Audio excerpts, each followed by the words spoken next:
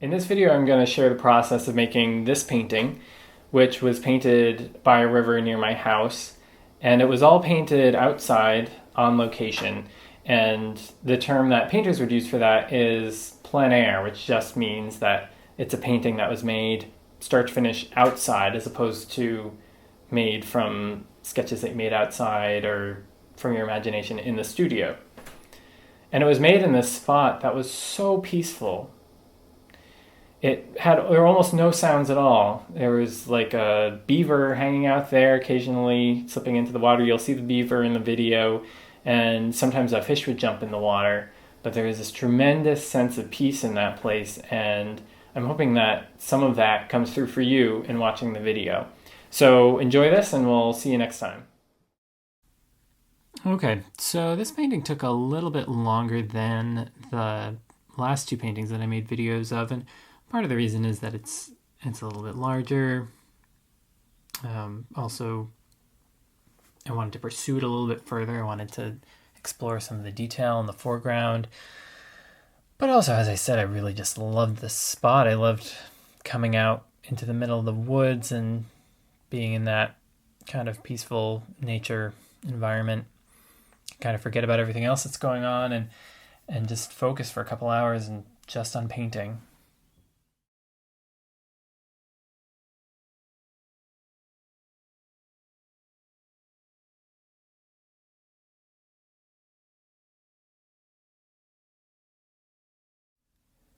One of the things that I was thinking about as I was working on this painting was a number of paintings that I've seen by the artist Winslow Homer, who was a great American artist of the latter half of the 19th century, I think was when he was mostly active. And he started off as an illustrator, but then he turned into a landscape painter primarily, but also did narrative scenes. And he did these paintings of the Adirondacks. He would periodically just kind of disappear out into the mountains.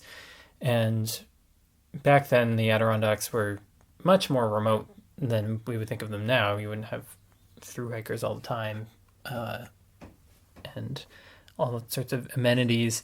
Not that, I'm sure it's still quite a hike to get through the Adirondacks today. But back then, you wouldn't have been able to be airlifted out if a bear attacked you or something. But he would, again, disappear out into the Adirondacks, and he would come back with these paintings. And I was struck by how, I didn't realize this when I started this painting, but this composition is very similar to ones like the two paintings that you just saw down in the corner. That you've got this body of water, and you have these trees coming down towards the water, and then there's kind of one tree that sticks out and is featured above all the other trees. And it's not like I was necessarily looking for that. It's more that, I think that just happens a lot when you're alongside a river. It's kind of a common thing that you see.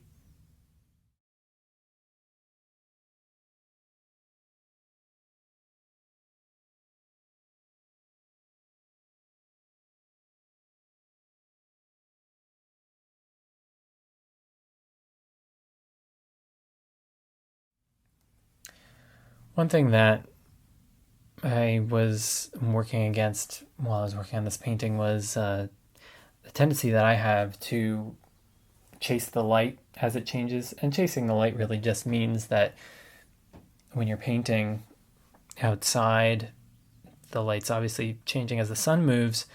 And over the course of 2 or 3 hours, or even just an hour, even just half an hour sometimes, the light changes a lot. So if you're a painter who is concerned with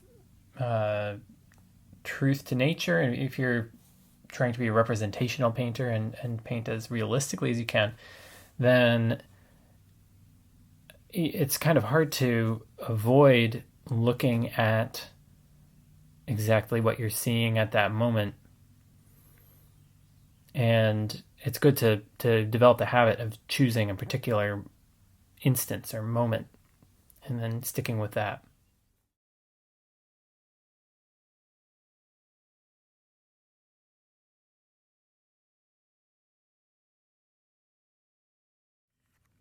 Now, pretty soon we're going to get a visit from the beaver that was building his house somewhere nearby, and it was fun to watch him kind of ambling through the woods. And oh, is he? Oh, there he is, over there. He's a little blurry, but oh, there he goes. Ah, he's so fast. I mean, even in real life, I know this is like a time lapse video, but in real life, he was he was trucking.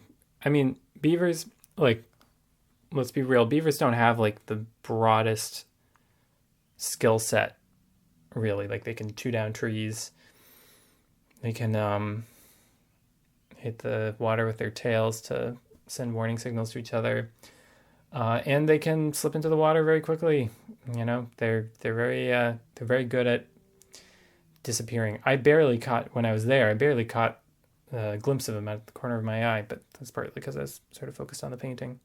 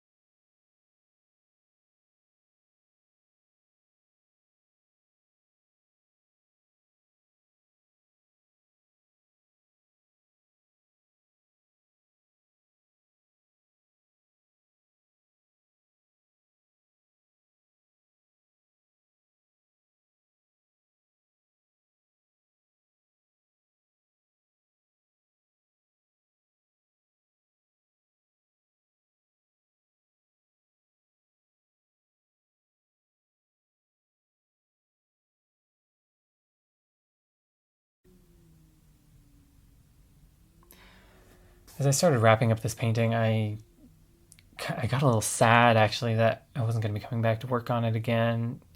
Sometimes you get a little attached to a painting that you've been working on for a little bit, and but at the same time, though, it's really important to be able to let go of that and let go of a painting and move on to the next one, because really, you don't want to get stuck in whatever particular place you were at that point.